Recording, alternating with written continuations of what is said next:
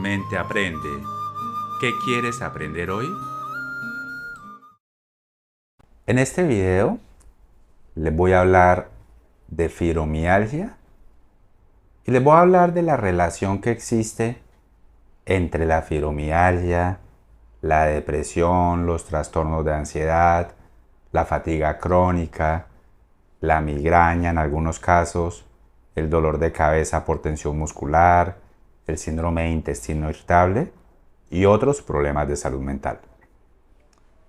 Primero, para entender todos estos problemas y por qué están relacionados, tenemos que hablar de estrés. El estrés es una reacción normal del cerebro. El cerebro tiene unos circuitos que cada vez que se percibe una amenaza, un peligro, algo que no nos gusta, pues se activan estos circuitos, estos sistemas de alarma, y se activan pues para preparar al resto del organismo o a afrontar las situaciones o a huir. Gracias a estos circuitos, pues los seres humanos hemos sobrevivido a lo largo de millones de años. Pues de hecho estos circuitos tienen un papel muy importante en la evolución y adaptación del ser humano a su medio ambiente. El problema, o esto comienza a ser un problema, es en el estrés crónico.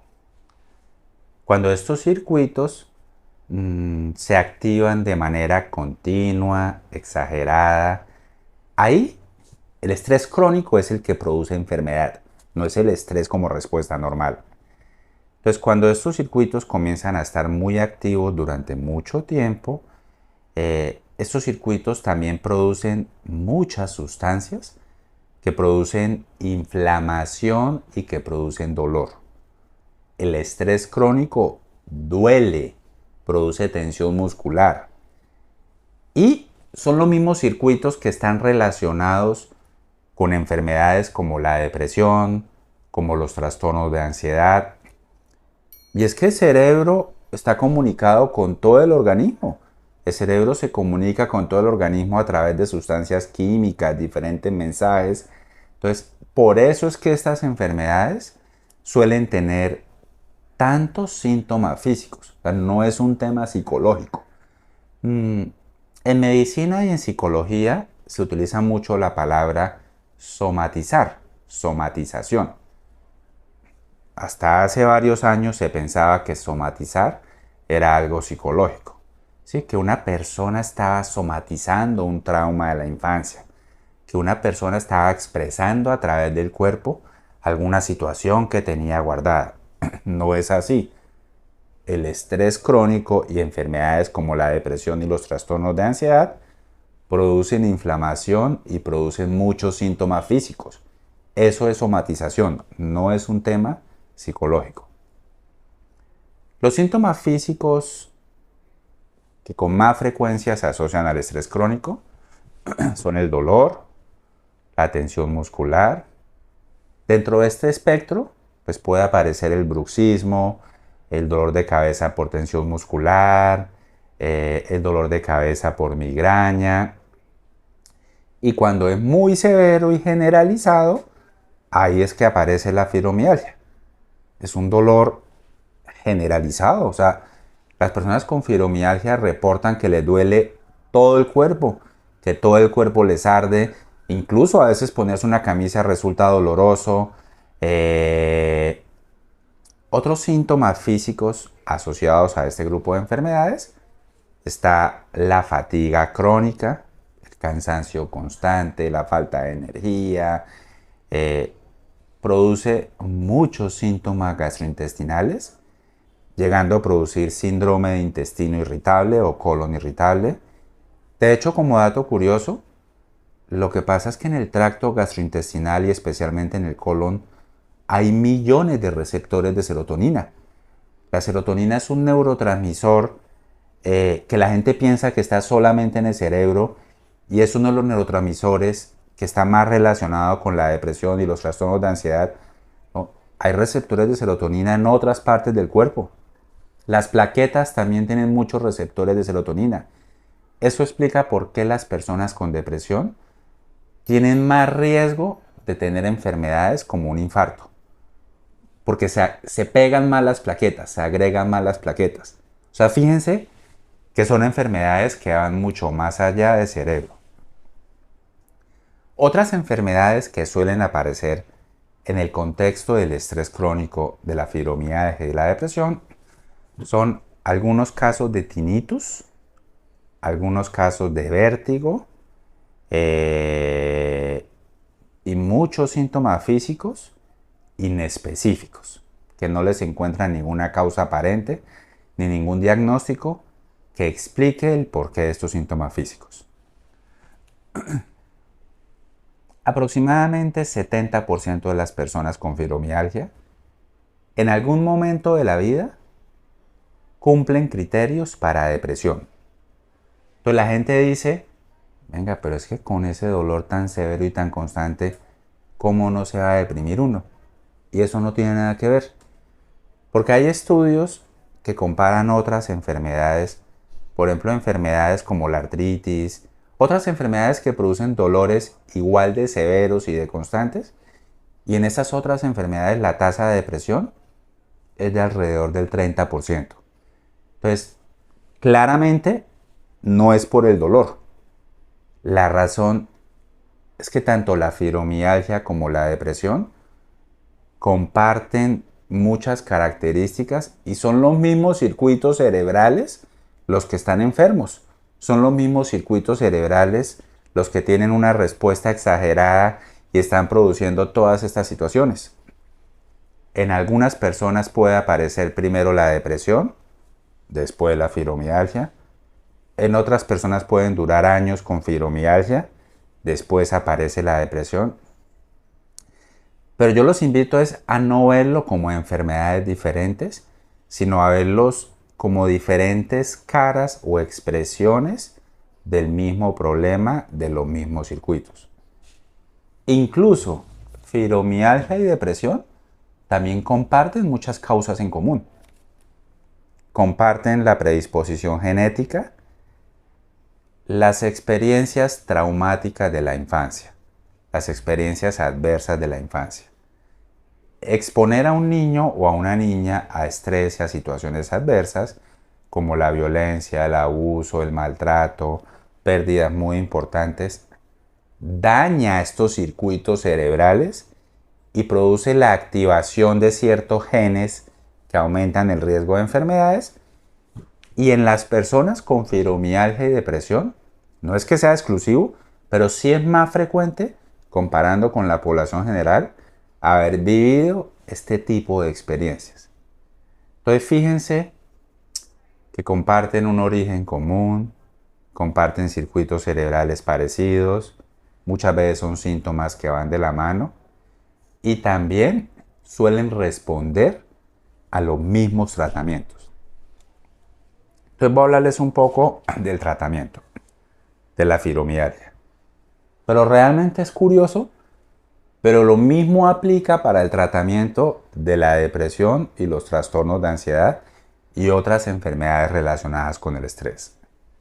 Bueno, lo primero, son enfermedades donde es muy importante evaluar mis hábitos y mi estilo de vida.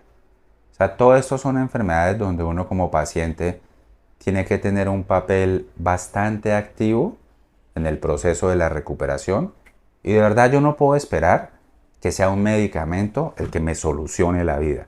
Uno tiene que tener un papel activo y comenzar a hacer cambios en mi alimentación, tratar de quitar todos los alimentos que producen inflamación, los alimentos ultraprocesados, los azúcares refinados o azúcares añadidos. Eso contribuye a la inflamación, entonces puede empeorar este tipo de enfermedades. Si consumo mucha cafeína, bebidas energizantes, té verde, productos para quemar grasa, para adelgazar, si tengo un consumo alto de cigarrillo, alcohol, sustancias psicoactivas, pues todo eso es importante irlo quitando. A veces el uso excesivo de analgésicos y antiinflamatorios, pero sobre todo los opiáceos, que son los derivados de la morfina, como el tramadol, la codeína, la hidrocodona, la morfina, todo eso a la larga también va empeorando. Tener malos hábitos de sueño.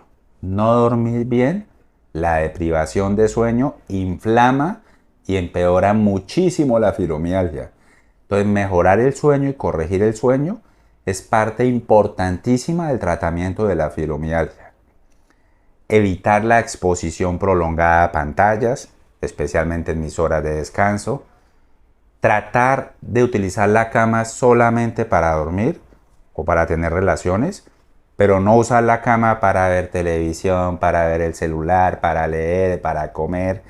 Restringir el tiempo despierto en cama también es importante en el tratamiento de estas enfermedades. Evitar el aislamiento, evitar la inactividad, todo eso influye. Segundo, el tratamiento es la terapia psicológica. Sí, suena raro. En la fibromialgia es muy importante la terapia psicológica. Y no es porque sea una enfermedad psicológica, ¿no? Lo que pasa es que la fibromialgia, al igual que todas las enfermedades del ser humano, por más biológicas que sean, pues también hay muchos pensamientos y conductas que contribuyen a mantener y a empeorar la enfermedad. ¿Cómo me relaciono yo con el dolor? En el estrés, en el estrés influye no tanto las situaciones que vivo, sino influye mucho más mis pensamientos, cómo interpreto las situaciones, mis creencias, cómo reacciono frente a las situaciones, cómo me relaciono yo con emociones como la rabia, la tristeza, el miedo. Entonces, la psicoterapia en la fibromialgia, al igual que en la depresión y los trastornos de ansiedad, no es tanto el tipo de terapia de ir a hablar, desahogarme y contar con detalle mi vida, sino es más un entrenamiento. Y principalmente la terapia cognitivo-conductual y las intervenciones basadas en mindfulness, las que tienen más estudios y evidencia en el tratamiento de la fibromialgia y en el dolor crónico, o sea, incluso en dolor causado por otras patologías. Y ahora les voy a hablar del medicamento. En la fibromialgia, lo que voy a decir es opinión completamente personal. Yo siento que en este grupo de enfermedades, fibromialgia, fatiga crónica, colon irritable, vértigo, migraña, es de las enfermedades donde más se cometen errores médicos. En la fibromialgia, la mayoría de pacientes lo que más reciben son antiinflamatorios, relajantes musculares, a veces corticoides, a veces opiáceos, y son los medicamentos que menos sirven. A largo plazo no sirven. Y a largo plazo incluso son los que tienen más riesgo. En fibromialgia hay principalmente 3 medicamentos con buenos estudios y evidencia. 2 son antidepresivos. Uno se llama duloxetina y otro se llama desvenlafaxina. Y el otro es un anticonvulsivante que se llama pregabalina. Fíjense aquí algo curioso. Existen al menos unos 15 antidepresivos en el mercado y la mayoría no sirven para el dolor. O sea, realmente son principalmente estos 2 antidepresivos que le mencioné, duloxetina y desvenlafaxina, los que tienen más estudios y más evidencia en el tratamiento de la fibromialgia. La mayoría de antidepresivos actúa sobre una sustancia que se llama serotonina. Estos 2 antidepresivos, además de actuar sobre la serotonina, actúan sobre la noradrenalina.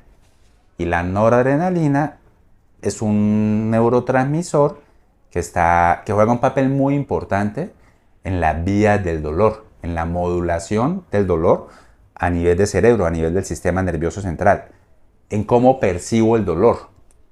Entonces, también los invito a darse cuenta que hay muchos medicamentos que fueron creados para algo, pero terminan sirviendo para otras cosas.